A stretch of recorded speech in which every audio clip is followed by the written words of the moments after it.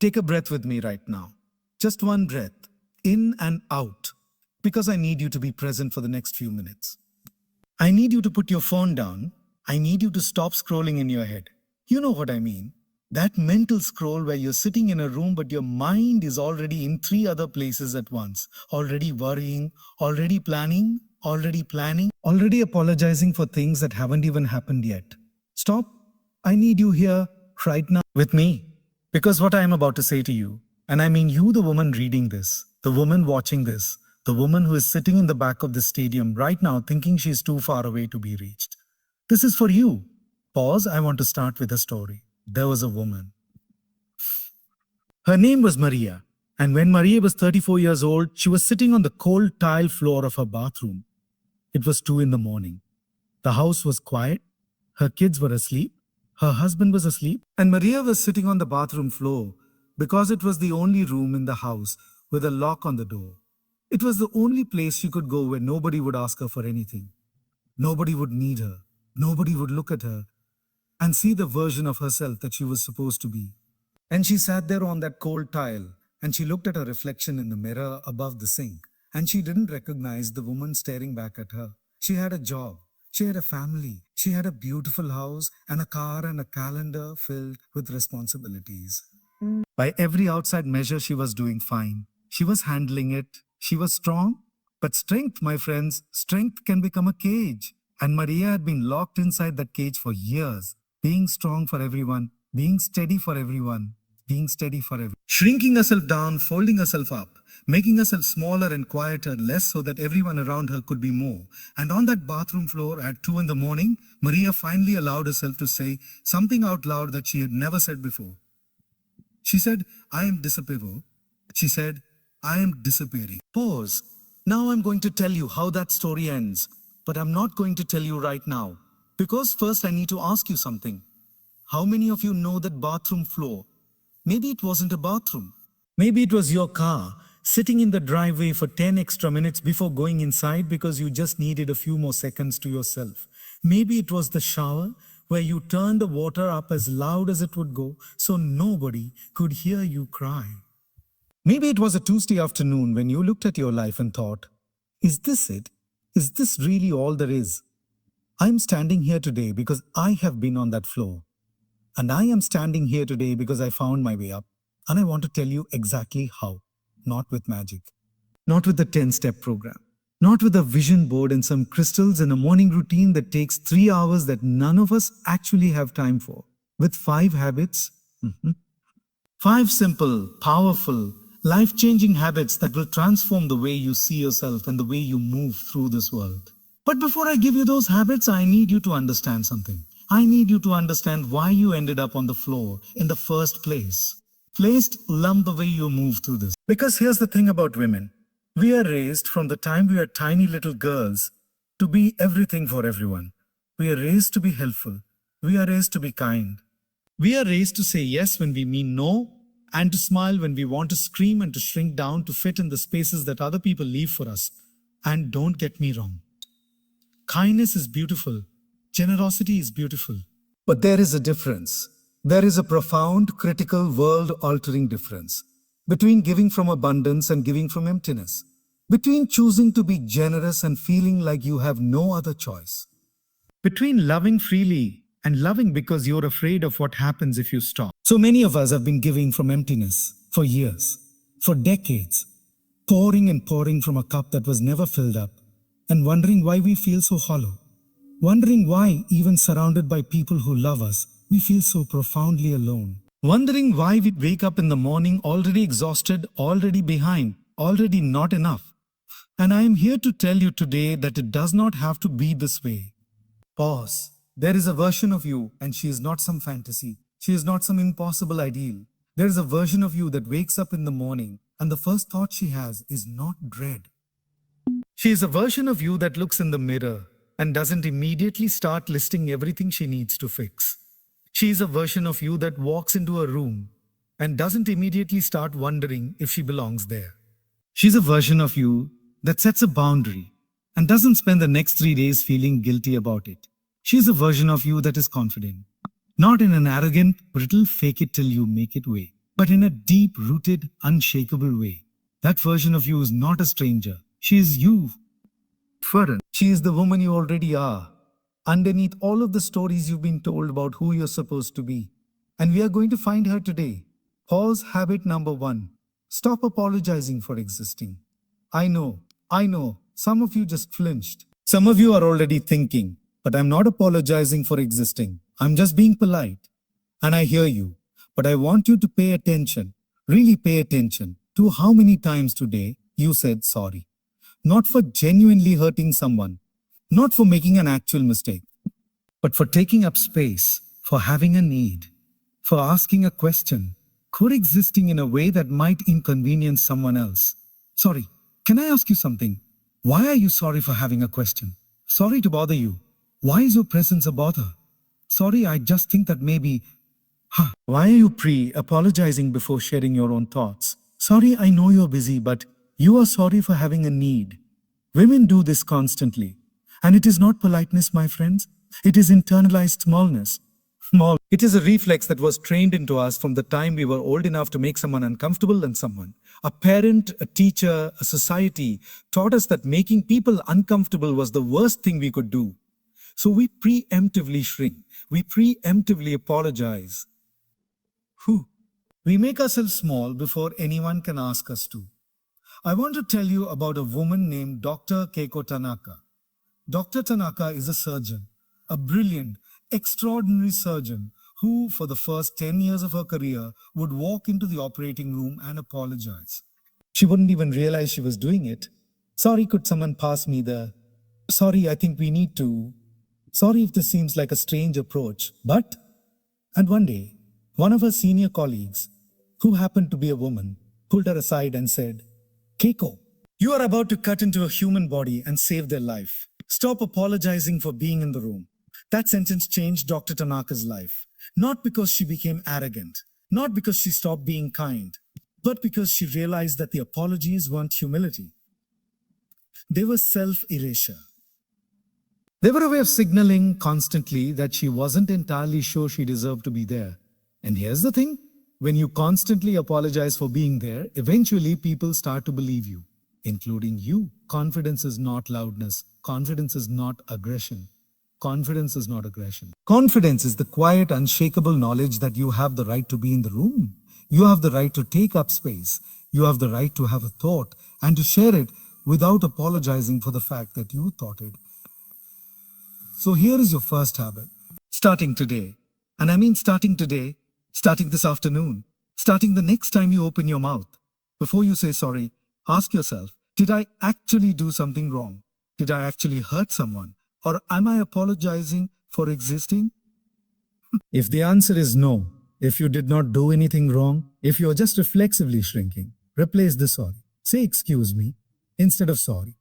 Say thank you for your patience instead of sorry I took so long. Say nothing at all instead of apologizing for having a need. This will feel uncomfortable. It will feel rude. It will feel like you're being difficult, like you're being demanding, like you're being too much. But I promise you, that discomfort is not a sign that you're doing something wrong. That discomfort is the sensation of your old self being shed.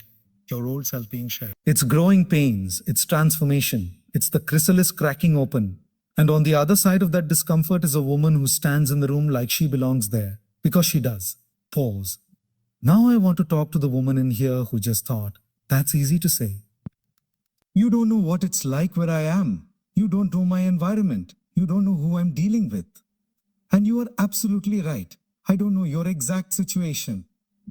But I want to tell you something that I have learned over many years of talking to women from every background, every culture, every circumstance. Women who have come from poverty and privilege, women who have come from loving families and devastating ones, women who have faced racism and sexism and violence and loss of every kind. The habit of self-erasure is not unique to any one environment. It lives in all of us in different forms, in different intensities. And the beginning, just the beginning of changing it is awareness. It is noticing when you do it. You cannot stop a habit you don't see.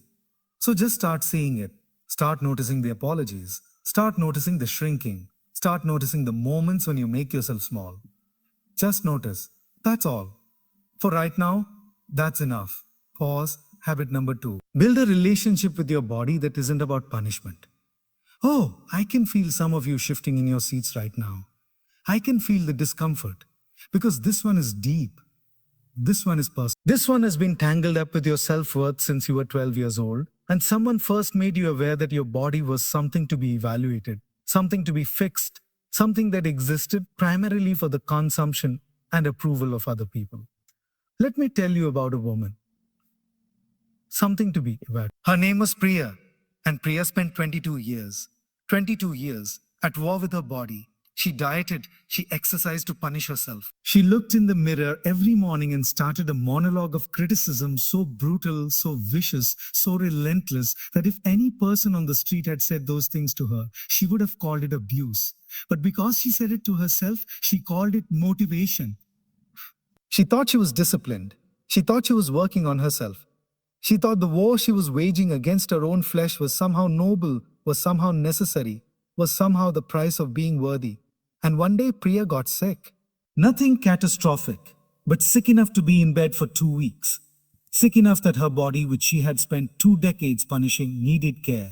And for the first time in 22 years, Priya had to care for her body instead of controlling it. She had to be gentle with it instead of hard on it. She had to listen to it instead of silencing it. And something happened in those 2 weeks that she could not explain. She started to feel, for the first time, that her body was not her enemy. Her body was not the problem to be solved. Her body was not the obstacle between her and her real self. Her body was her real self. Friends, I need to say something about this that might be uncomfortable, but I believe it with everything I am. The way we relate to our bodies is the way we relate to ourselves. If you treat your body like a project to be fixed, you will feel like a project to be fixed. If you treat your body like it's never quite enough, you will feel like you are never quite enough. You will feel like you are never quite. If you can only love your body when it looks a certain way, you will only be able to love yourself conditionally. And conditional self-love is not confidence. It is a trap because the conditions keep changing. The goalposts keep moving. The body keeps aging, keeps shifting, keeps being human. And if your worth is tied to a size, a number on a scale, a measurement on a tape, you will be chasing that worth your entire life and never catching it. Now, I want to be clear. I am not telling you not to take care of your health. I am not telling you not to exercise, not to eat well, not to honor the extraordinary machine that carries you through this world. I am telling you to examine why you do those things. Are you moving your body because it feels good and you love it? Or are you moving your body to punish it, to shrink it, to make it more acceptable to a world that told you it wasn't acceptable as it is? Are you feeding your body with care and pleasure and nourishment? Or are you feeding it with guilt, with rules, with a running tally of what you have and haven't earned? The second habit of a confident woman is this. She moves toward her body with curiosity and kindness, not criticism. She asks not, how can I change this? But what does this need? She does not look in the mirror as a judge. She looks in the mirror as a friend. And I know that this is a radical act. In a world that profits from your self-hatred, choosing to love yourself is rebellion. Choosing to say, I am enough right now, in this body, in this moment, is one of the most powerful things you will ever do. Priya, by the way, is now 41 years old. She is healthy and strong, and she has not weighed herself in 3 years. She runs because she loves how it feels. She loves how it feels. She eats food that she enjoys. She has not won the war against her body because she ended the war. She signed a peace treaty, and the freedom that came from that, she said, was unlike anything she had ever experienced in her life. Pause. Now let's talk about habit number 3. Ask. And this one might be the hardest one. This one might be the one that loses a few of you for a moment. But stay with me, because this is the one that changes everything. Habit number 3, choose your circle like your life depends on it. Because it does. I want you to think right now. Just take a second, close your eyes if you want. Think about the 5 people you spend the most time with. Not your favorite people necessarily, the actual people. The people in your everyday orbit. Your partner or spouse maybe. Your co-workers, your best friend. Your family members, the people you text, the people you see, the people whose voices you hear most often. Now I want you to ask yourself, when I'm around these people, do I feel more like myself or less? When I leave a conversation with these people, do I feel more energized or more depleted? Feel more depleted. When something good happens to me and I share it with these people, do they celebrate with me or do they find a way to make it smaller?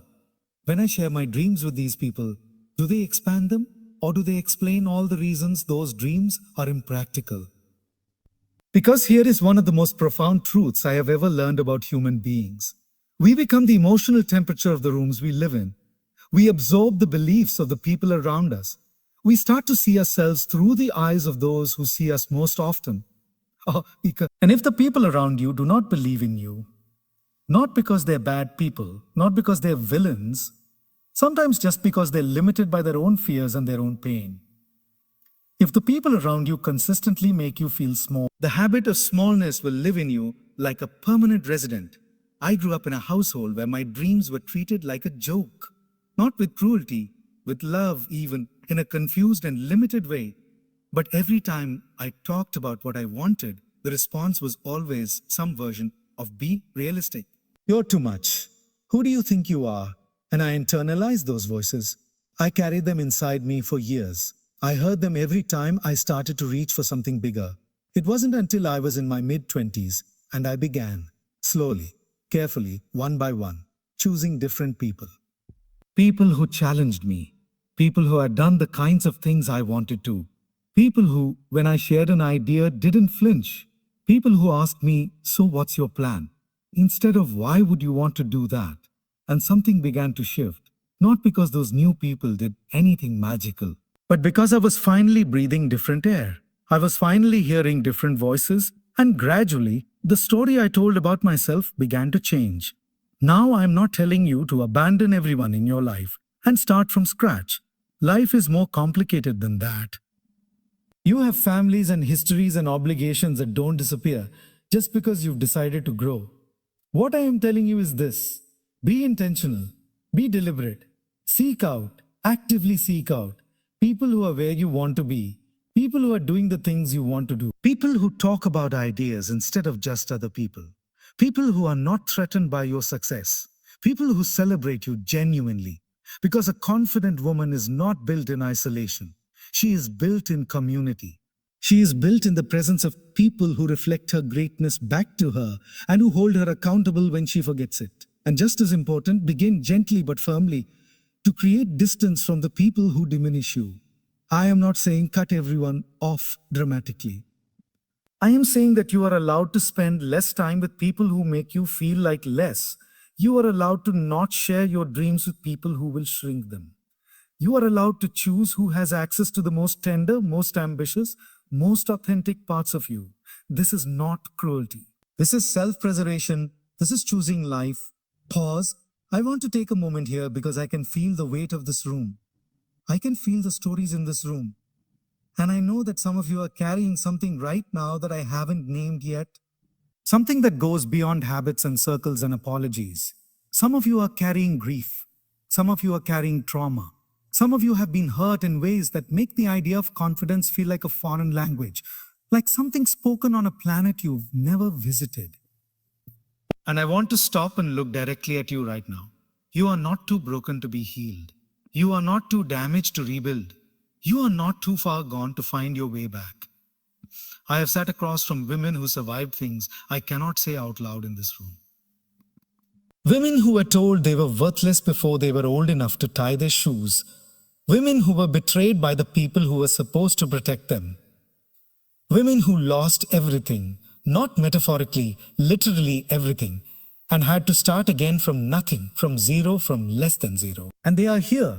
Some of them are in this room. Some of them are watching this right now. And they are standing. They are not standing because nothing bad happened. They are standing because they decided. And it is a decision. It is an act of will. It is the most courageous thing a human being can do. They decided that what happened to them was not going to be the final word on who they are. You are not the worst thing that ever happened to you.